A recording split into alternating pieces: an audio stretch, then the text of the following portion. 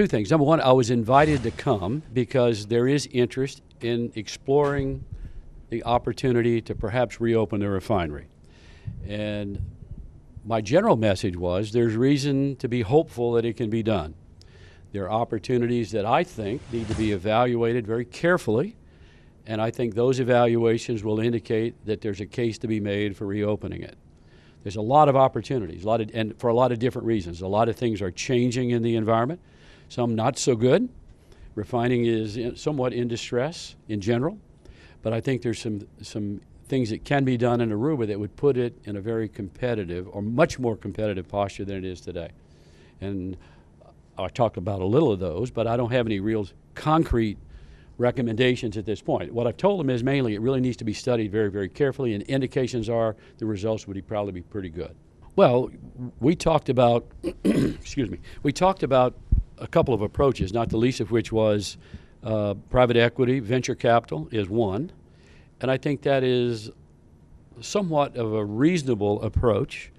National oil companies are probably going to be less interested, perhaps. They have many other opportunities.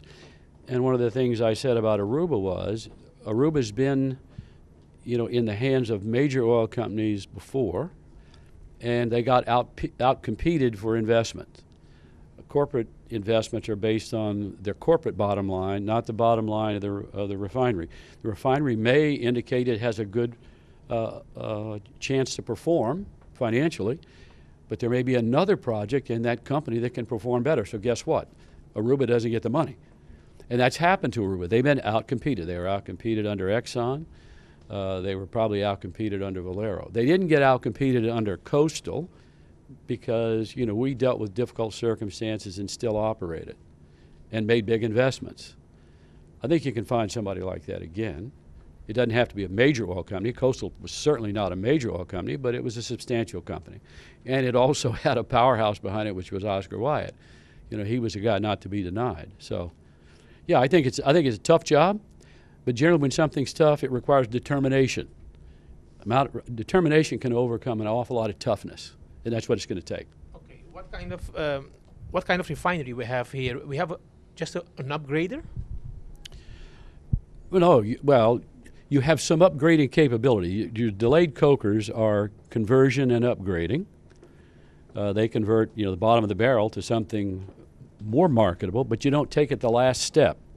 It's still left with products that are not fully upgraded to full market value. Most of the products, a big portion of the products from this refinery are sold at a discount to diesel and gasoline. So the amount of upgrading that it needs is not here. The cokers is the biggest part of the severity, the conversion complexity that's here is the cokers, and it's not enough by a large measure. Most refineries can sell 96, 98% of their products at market value.